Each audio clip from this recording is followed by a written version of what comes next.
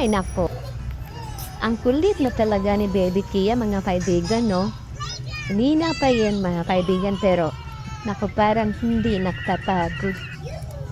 Pero okay na kay Bibi pa naman kasi talaga siya eh. Kaya hinayaan ko na lang siya kung maglaro. Ayaw pang matulog.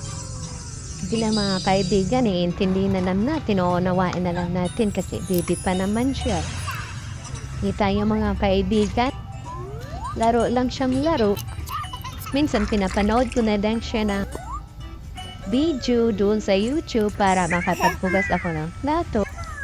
Minsan makapagsaing kasi kung araw-araw po ay kami lang pong dalawa dito sa loob ng bahay.